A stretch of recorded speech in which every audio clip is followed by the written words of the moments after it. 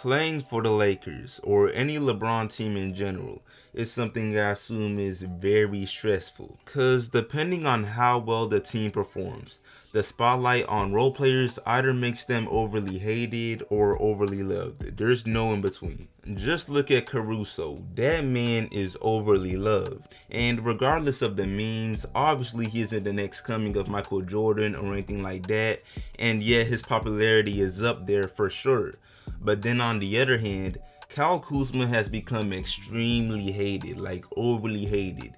His fan interest has fallen so much that some Lakers fans could genuinely care less if they shipped him off to the Shanghai Sharks or any other overseas group. And now, don't get me wrong, I'm not here to defend Kuzma. Even Kuzma jersey owners should be able to admit a lot of the slander is warranted. His playoff performance was awful. But I just find his dip in fan popularity really interesting because, as we all know, when the Lakers first traded for Anthony Davis, Kuzma's overall ability was seen as better than LONZO and it supposedly rivaled Brandon Ingram. Don't try to deny it. It's one of the few reasons the Lakers kept him and why he suits up in a Lakers uniform to this day. But now about 2 years after this trade, Ingram's an all-star and LONZO was shaping up to be all-star caliber as well.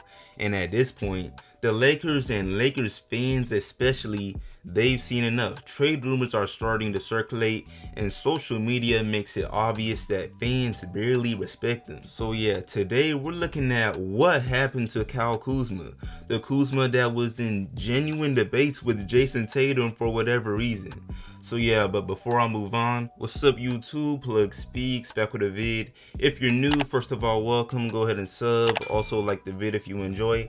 I upload 3 to 4 times a week and we are currently grinding for 5K, so I'd for sure appreciate it.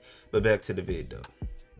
Alright, so in fairness to Kuzma, I feel like it's only right to acknowledge the fact that for someone who was the 27th pick, he really overachieved his first and second year, and even now that he's 4 years into his career, his level of play isn't atrocious for someone who was the 27th pick. But see, unfortunately for Kuzma, there's a certain thing called new expectations, and when you show that you're capable of much more than people thought, people want to see more. They want to see improvement. It's the same reason Tyler Herro has gotten some hate this year.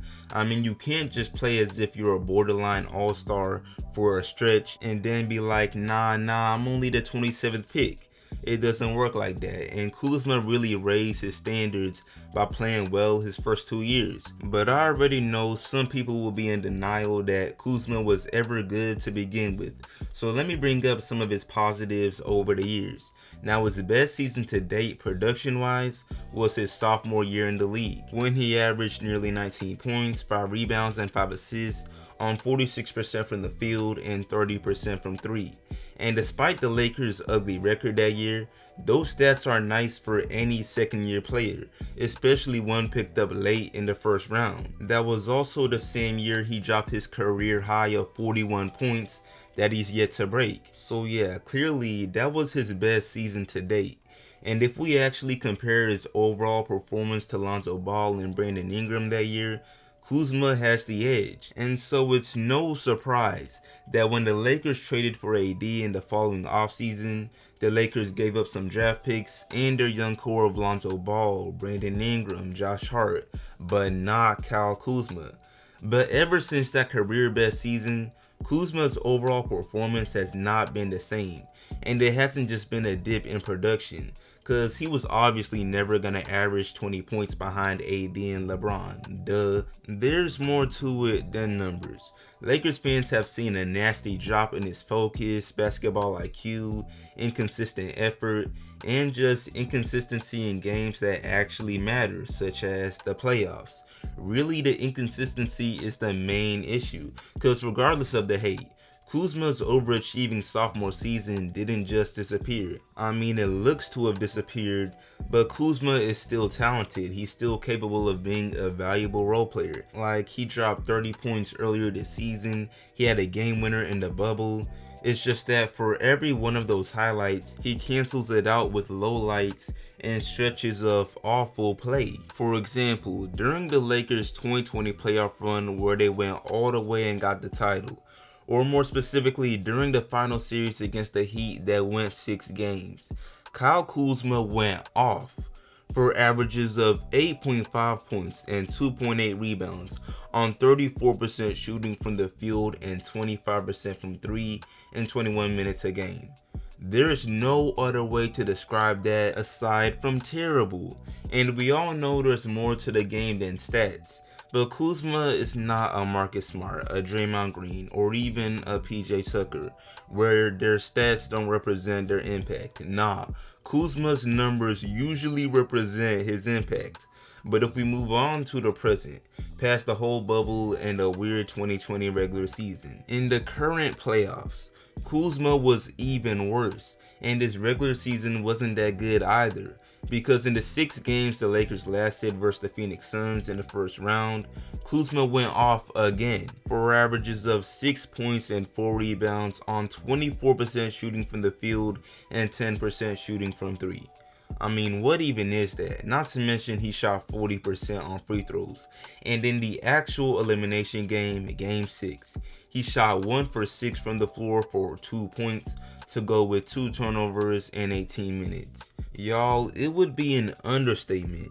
It would be an understatement to say I hope that series ends up being his worst playoff performance ever, like in his entire career. I just really hope he never replicates that. Like, all jokes aside, Kuzma is better than these performances claim him to be, and it's just tough because it seems like these bad games are self-inflicted. It's not like he can really blame the coach or playing behind Bron and AD. I mean, if anything, LeBron makes the game easier for his teammates from the standpoint of him drawing the majority of their defensive attention. So yeah, Kuzma is in a tough spot. And when I think about where Kyle Kuzma goes from here, he's probably bound to get shipped off in the offseason.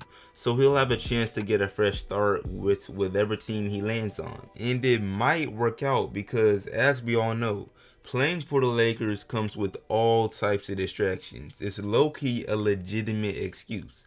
But nah, like I said, if traded, Kuzma's just gonna have to bring back the player he was in his second season. And then if he isn't traded, I'm gonna feel bad for him because it seems like Lakers fans have completely turned their backs on him. And I cannot even blame them. Just look at how LONZO and Ingram are panning out. Because I know if I was a Lakers fan, I would feel some type of way. Lonzo Ball going off for career best averages. He got a career high in threes. He almost shot 40% from 3. Like, what are we seeing? And then Brandon Ingram is right there with him. Just last season, he was an all-star. And it's probably one of many more to come. So yeah, Kyle Kuzma. He's just not in the best position as an NBA player right now. I'm sure he's winning off the court. It's just basketball.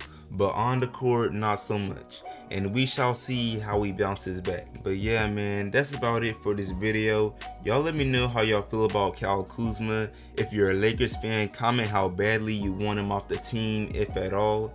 How you feel about how Lonzo Ball has progressed. And yeah, I appreciate y'all watching as always. Like this up, share it, sub if new, all of that. And I'm out.